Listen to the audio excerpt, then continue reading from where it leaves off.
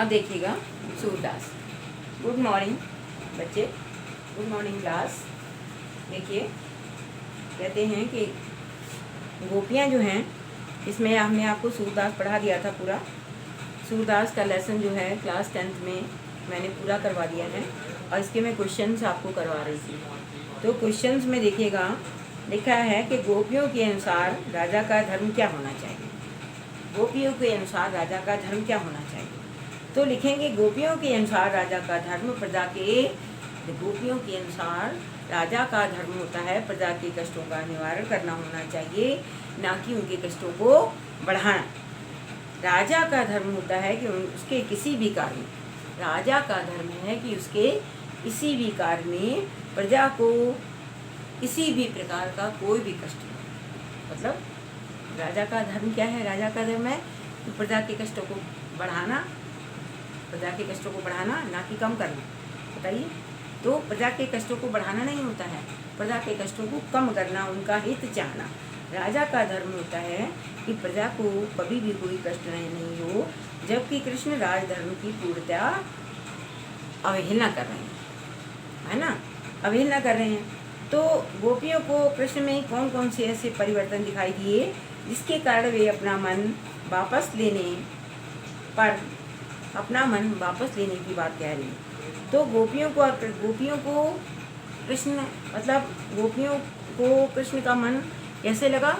चक्री के समान चंचल लगा। किस प्रकार से चक्री होती है, चंचल होती है, चंचल मतलब चक्र के समान उसका वो चलता रहता है और वो एक स्थान पर नहीं रहती है, वैसा ही उन्होंने भगवान कृष्ण और कृष्ण ने, मतलब उनका मन जो चक्री के समान चलायमान है और उन्होंने हमें धोखा दिया है अपने आने की बात कह करके, और वे वृंदावन लौट करके नहीं आए, है ना, वृंदावन लौट करके नहीं आए। तो एक तो उनका मन चक्री के समान चंचल है, उन्होंने धोखा दिया है, और दूसरा वे वृंदावन कह के गए थे वापस आएंगे, तो वापस लौट करके नहीं आए हैं। और योग का संदेशा भेज करके वे हमें क्या कर रहे हैं, वो ककड़ी के समान, मतलब जो योग का संदेशा उन्होंने हमको भेजा है वो हमें इस प्रकार से प्रतीत होता है, लौट करके नहीं आए, मतलब ककड़ी के समान प्रतीत होता है। वे अपनी बुद्धि को बहुत बड़ा समझते हैं, स्त्रियों को योग की शिक्षा दिलवाना चाहते हैं। नीति जो क्या है, जो नीति और शास्त्र के विरुद्ध होता है। कृष्ण क्या है? कृष्ण धोखेबाज हैं और चोर हैं। वे भला नीति का पालन कैसे कर सकते हैं, है ना, वो तो धोखेबाज और चोर है, नीति का पालन कैसे कर सकते हैं? कृष्ण की इस स्वार्थ वृत्ति के कारण ही गोपियाँ जो हैं क्या करती हैं? अपना मन वापस लेने की बात बार बार करती हैं। हम अपना मन भगवान कृष्ण से वापस ले लेंगे। अब देखिएगा, गोपियों ने अपने वाक चातुर्य के कारण उद्धव ज्ञानी को परास्त कर दिया। उनके वाक चातुर्य की क्या विशेषताएं बता लिखिए। मतलब गोपियों की वाक चातुर्य, यानी गोपियों ने अपने वाक चातुर्य के द्वारा, वाक चातुर्य मतलब क्या? बातों की चतुरता के कारण उन्होंने उद्धव को परास्त कर दिया। वे अपनी बात को सिद्ध करने के लिए अनेक तर्कों का सहारा लेती हैं। कहते जिससे अनेक तर्कों का सहारा लेती हैं, इसके कि आगे उद्धव जो है निरंतर हो जाते हैं।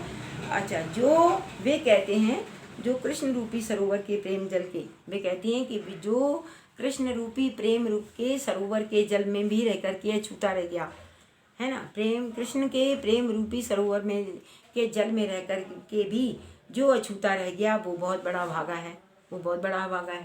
है ना। तो एक तो वो हो गया, और दूसरी तो उसकी तुलना ककड़ी से करती हैं। किसकी? योग की शिक्षा है, ककड़ी से करती हैं। वे कहती हैं ये तो एक ऐसी बीमारी है जो मैंने ना कभी देखी है और ना ही हमने कभी सुनी है। इस योग की शिक्षा को तो चंचल मन वाले ही ग्रहण कर सकते हैं। तर्क देने में गोपियों का कोई भी जोर नहीं है। गोपियाँ उद्धव को परास्त करने के लिए अपने को अबला कह करके सिद्ध कर देती हैं, ठीक है ना।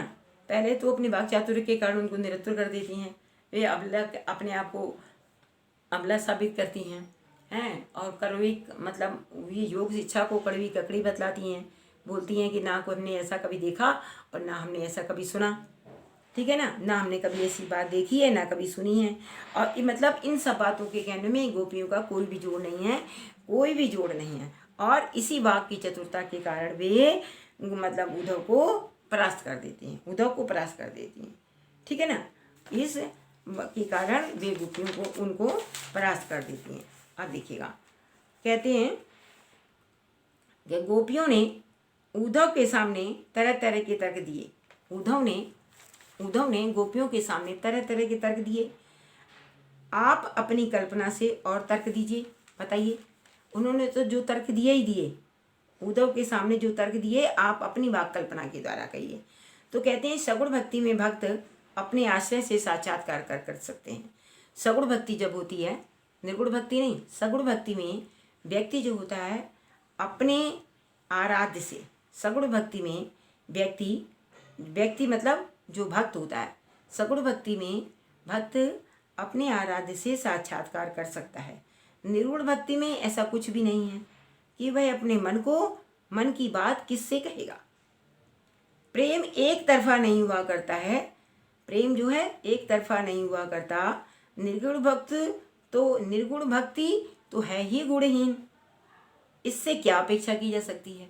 मतलब निर्गुण भक्ति और सगुण भक्ति उन्होंने बताया है कि निर्गुण भक्ति तो है ही निर्गुण, मतलब निर्गुण ही है, उसमें तो कोई गुण ही नहीं है, उसमें प्रेम जो है कभी एक तरफा नहीं हुआ करता है। कि निर्गुण भक्ति तो है ही गुणहीन, इससे क्या अपेक्षा की जा सकती है। और सगुण भक्ति में भक्त जो होता है अपने आराध्य से साक्षात्कार कर सकता है। ठीक, उद्धव ज्ञानी से नीति की बातें जानते थे। उद्धव ज्ञानी थे और नीति की बातें भी जानते थे।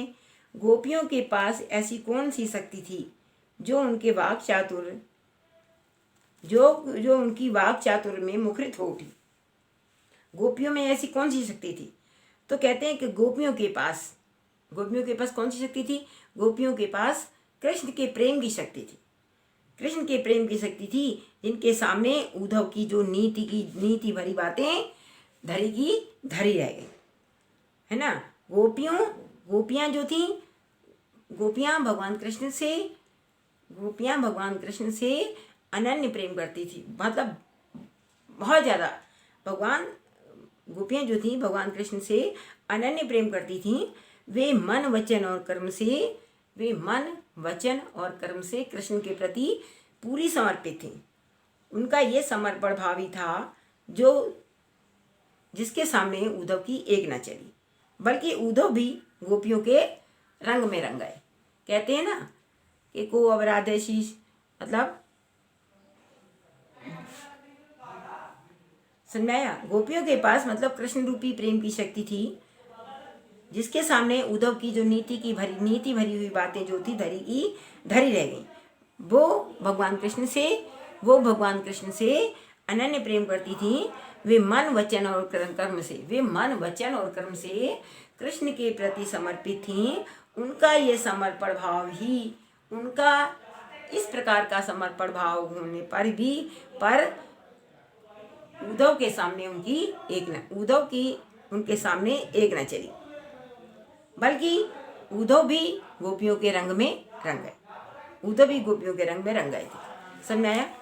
देखिए आगे, गोपियों ने ये क्यों कहा कि हम हरि अब राजनीति पर आए हैं। अब आपका गोपियों के इस कथन का मध्यकालीन राजनीति नजर आता है, स्पष्ट कीजिए। मतलब कहें हरि हैं राजनीति पड़ी आए, तो कहते हैं किसी मुद्दे से ध्यान हटा करके दूसरी ओर लगा देना और अपना स्वार्थ सिद्ध करते जाना। आज की जो राजनीति में बहुत देखने को मिलता है, बहुत देखने को मिल रहा है। अपनी नाकामियों को छुपाने के लिए राजनीतिज्ञ जनता के ध्यान को बांटना चाहते हैं। अपनी नाकामियों को, मतलब अपने काम कर नहीं पाते हैं तो क्या होगा, जनता का ध्यान जो है दूसरी तरफ लगा देना चाहते हैं, तो बांटना चाहते हैं। कृष्ण ने भी कुछ ऐसा ही किया था। मथुरा से वृंदावन नहीं लौटे, कह के गए थे आ जाएंगे वापस, लेकिन आए नहीं। मथुरा से वृंदावन भी नहीं लौटे और उन्होंने अपने सखा उद्धव को अपना प्रतिनिधि बना करके निर्गुण भक्ति का संदेश देने के लिए गोपियों के पास भेज दिया।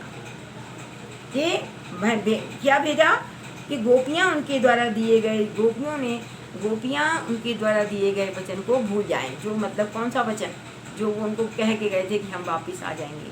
तो गोपियों को मतलब उद्धव को भगवान कृष्ण ने अपना प्रतिनिधि बना करके उनके पास भेजा, ये कहने के लिए कि मेरे वचन को वो मेरे दिए हुए वचन को भूल जाए।